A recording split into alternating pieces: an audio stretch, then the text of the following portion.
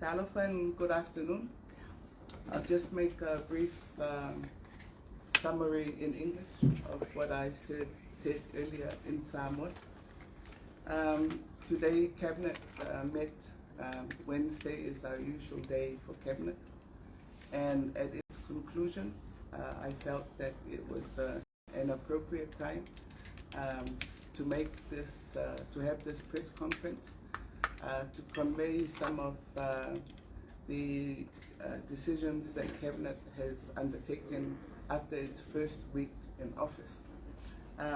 Last week was mostly taken up with clarifying for the incoming government the different budget provisions that have been made. I would like to acknowledge that our Treasury had, in its usual work, prepared a annual budget for the year 21-22, and that is in place. However, due to our political impasse, you will appreciate that Parliament has not been able to convene and pass a budget for the new financial year. So, as an incoming government and already into the new financial year, it was important for us to be clear on the provisions that the caretaker government had taken to ensure the continuation of government work.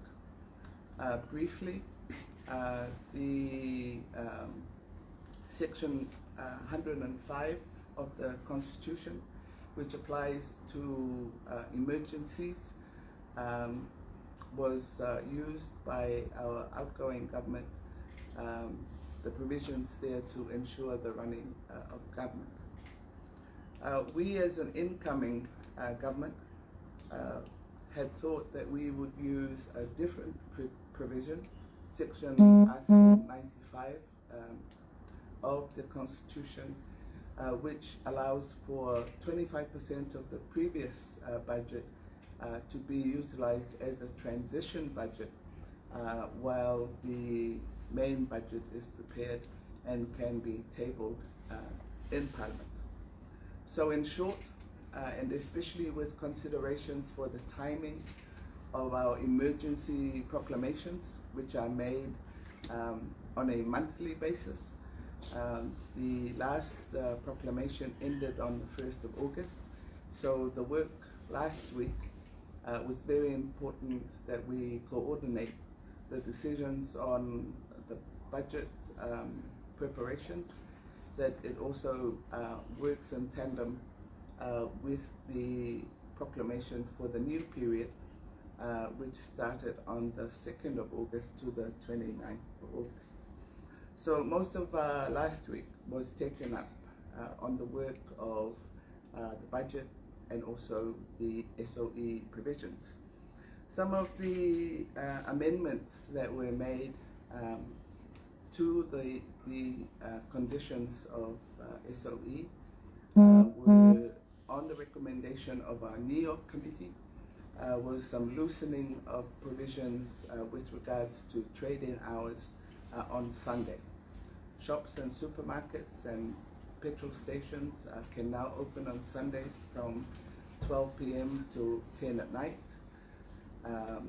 The provisions for going to the beach on Sunday has now been loosened, and people can now go to the beach from 12 o'clock in the afternoon.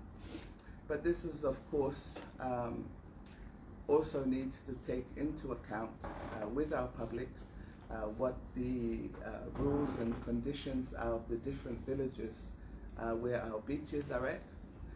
But of course, the target group for this particular loosening of the provisions of SOE are our tourism sector, our hotels and accommodation businesses in our beachfront areas.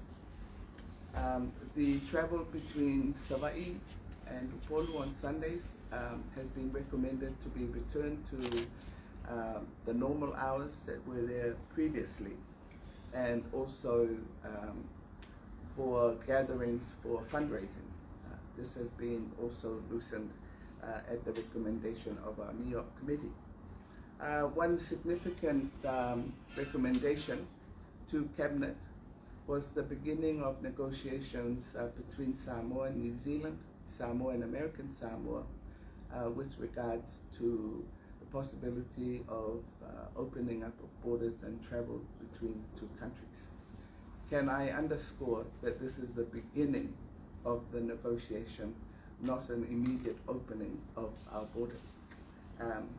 This, you will appreciate, is quite a complex issue because it's not just about what we want, it's also about the conditions prevailing in these two countries, New Zealand and American Samoa. You might have also heard earlier in the week that the New Zealand government made an announcement that their RSE program will restart in September for Samoa, Vanuatu and Tonga.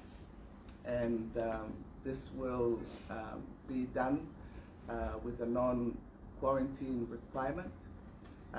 So this is an indication, I suppose, that can take a lead with these negotiations, that our officials here in Samoa will begin with both New Zealand and American Samoa. The ministers of the new cabinet have begun their meetings not only with the senior officials and management of their respective ministries and authorities under their portfolios, but also having the opportunity to meet with the broader service. And this is very good, of course, for an incoming government, that these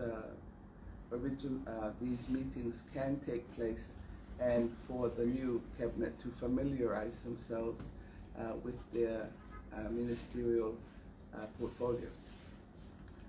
So the work of government coming into the second week, we hope to be regularizing. Last week, cabinet seemed to have been meeting every day. This week, we are meeting today, which is the dedicated cabinet day. So this is a mark that we're getting to the regular workings of cabinet.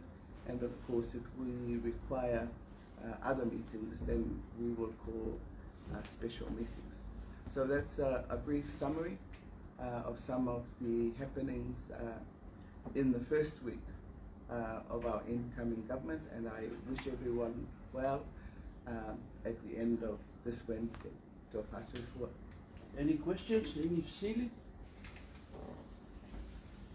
I just want to ask you, Madam Prime Minister, on the lifting of trading hours for Sundays. You have mentioned something about, putting in place a law to have Sunday, legally banned for any trading.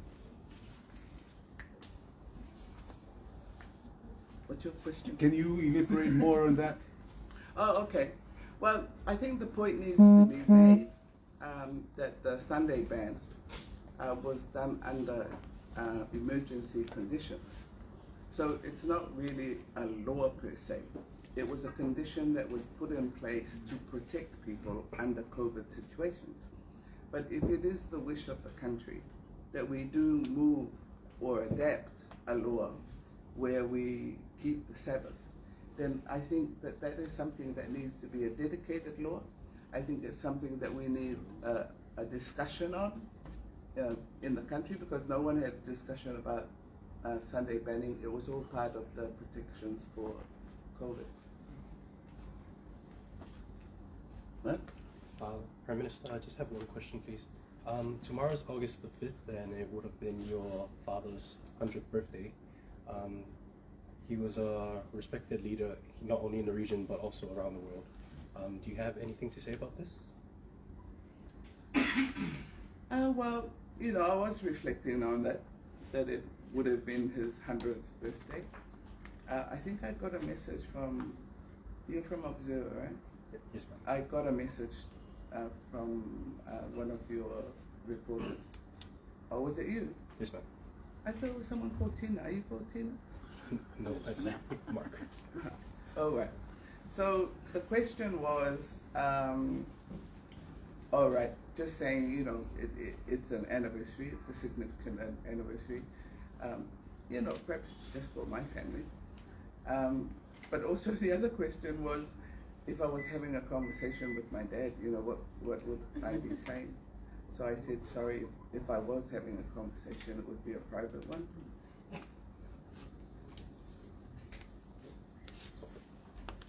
Any city?